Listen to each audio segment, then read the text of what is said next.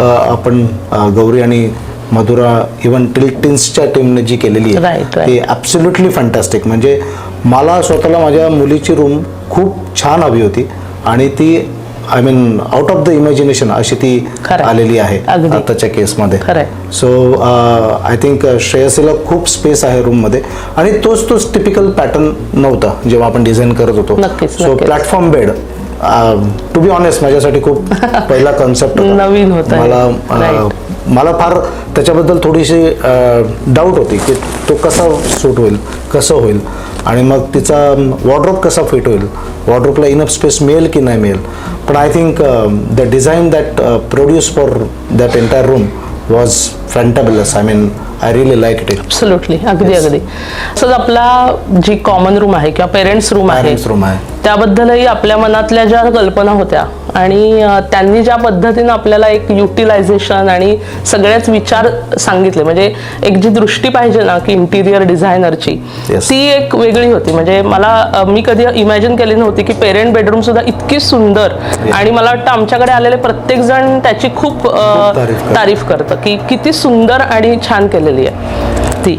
So basically ती room छोटी आहे आणि त्याच्यात पूर्ण स्पेसचं युटिलायझेशन कसं करता येईल म्हणून मर्फी बेड हा कॉन्सेप्ट आम्हाला पाहायला मिळाला, इम्प्लिमेंट झाला आणि इम्प्लिमेंट झाल्यानंतर तो ॲक्च्युली त्याचे रिवॉर्ड्स आता आम्हाला मिळतात जेव्हा आमचे सगळे रिलेटिव्ह ती रूम बघून आम्हाला त्याच्याबद्दल सांगतात. पण नुसता मर्फी बेडच नाही आहे तिथे, तर आपण तिथे एका बाजूला देवारा घेतलाय आणि एका बाजूला आपण स्टडी टेबल पण घेतलाय.